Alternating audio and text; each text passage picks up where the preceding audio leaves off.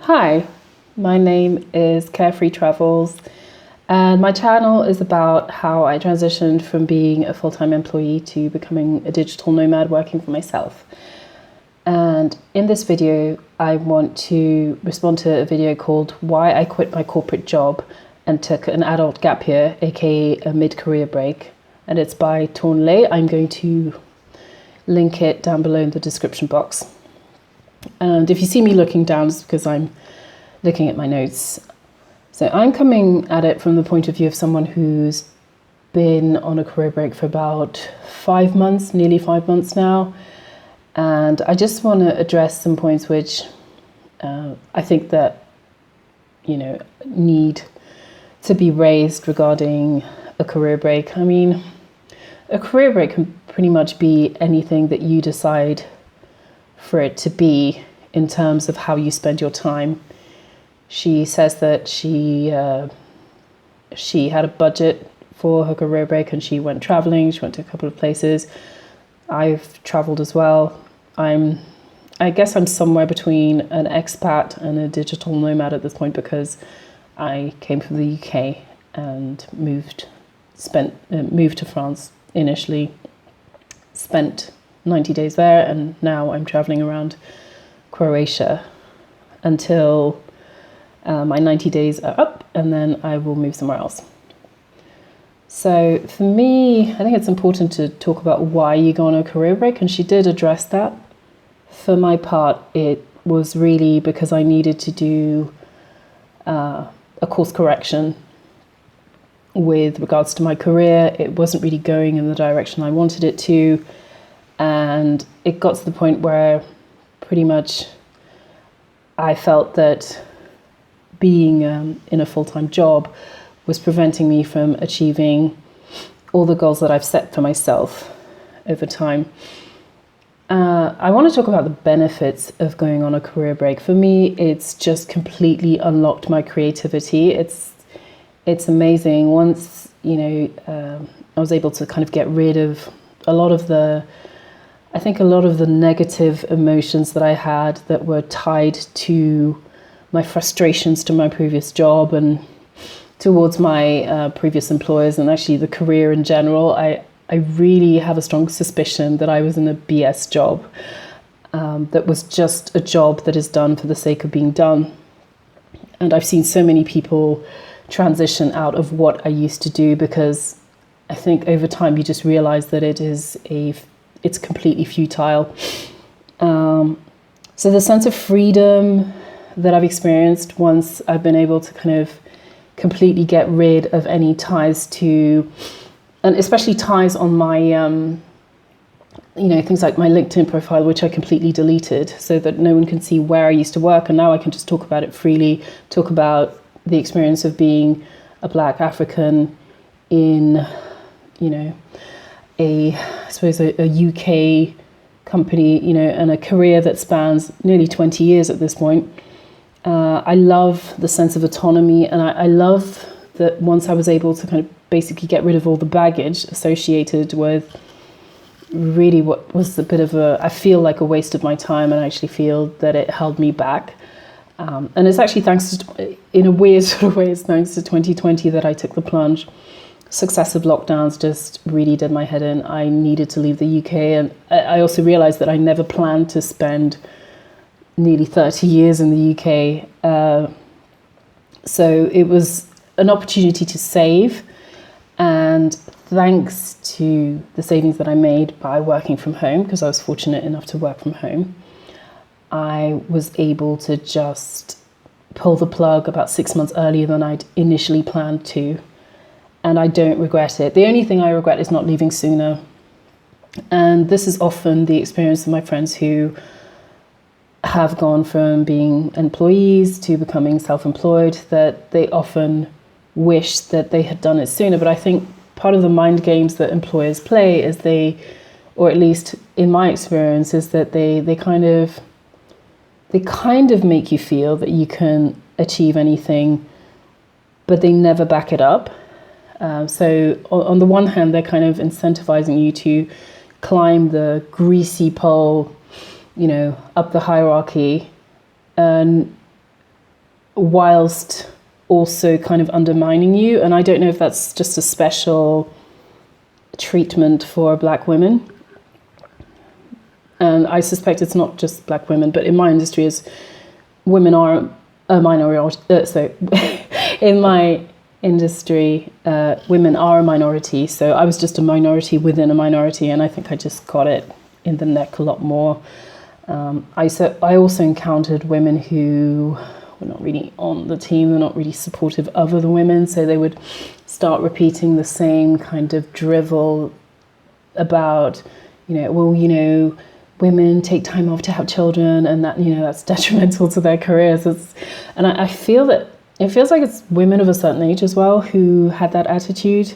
So I used to work in the construction industry in the UK, and I have a lot to say about it. And thankfully now that I've pivoted out of what I used to do, I'm no longer bound by things like, employment contract that I had, the terms and conditions, the social media policy, which was ridiculous. I mean, it was almost as bad as the diversity and inclusion policy, which really only came into existence around the summer of 2020. And I guess most people who know what happened in Minnesota will be able to figure out why.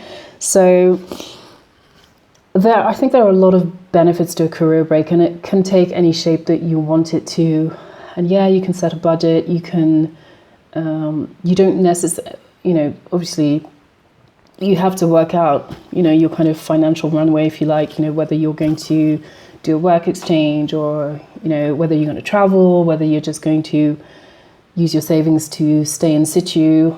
There are lots of videos about how people do it. Like for me, it was a mixture of kind of just having enough and saying that I was just done with that industry, and I desperately needed to get out for the sake of my sanity, really.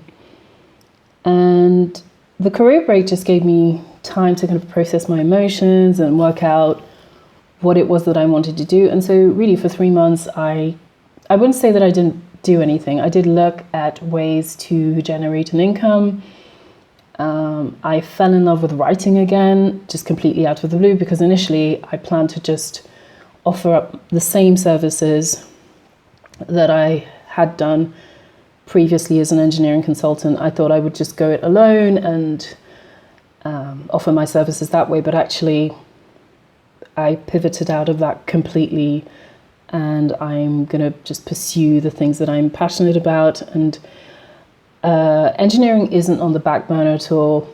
If anything, I'm even more determined now, more than ever, to make sure that I actually accomplish my goals, because I know that it got to the point with my last job that not only did I feel the job was preventing me from accomplishing my goals, it got worse than that. I literally got to the point one day I thought, they couldn't actually pay me to stay in this job at this point. I just wanted to get out, and so I left the country. I put my things in storage. I gave up the flat that I was living in, and I was gone within 7 weeks of resigning. Within 7 weeks of my last day, I was all packed up and I left. And I thought, you know what, I'm intelligent. I've got quite a bit of transferable skills. I'm bilingual. Like, I will do fine. I'm educated. I'm qualified. What's the worst that can happen? I'll figure something out. And so that's why I will not be returning to my corporate job. But I think mine was barely a corporate job, to be honest. And if anyone who has worked in the construction industry or with engineers in general will know that, unfortunately,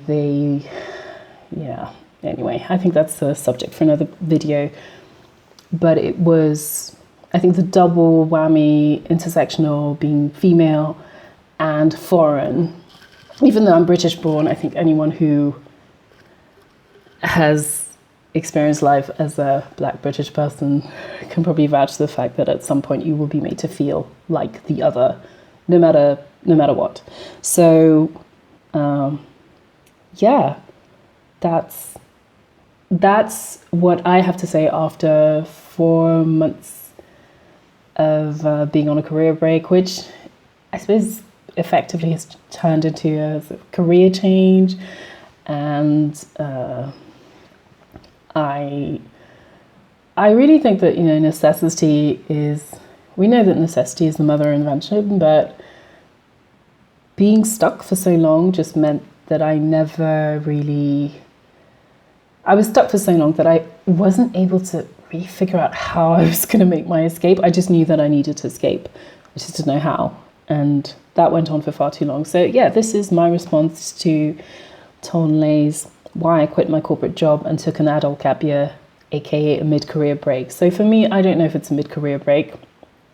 It's more of a career change, and I'm pursuing things that I think I'll be far more successful at in the short term in order to pivot back into engineering full-time, but on my own terms. Yeah, so thanks for watching, and if you have anything that you want to add to the conversation, anything that, any comments are more than welcome. I'd love to hear how you spent your career break, because I don't feel that there's that much content on YouTube. And I'm speaking specifically to women like myself. So women who have, 15 to 20 years of a career or work experience under their belts.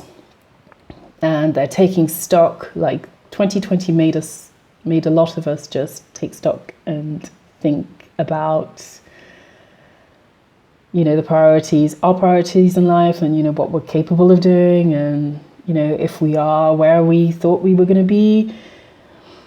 And so, yeah, if this video speaks to you, if you want to check out Tawn's video, it'd be great.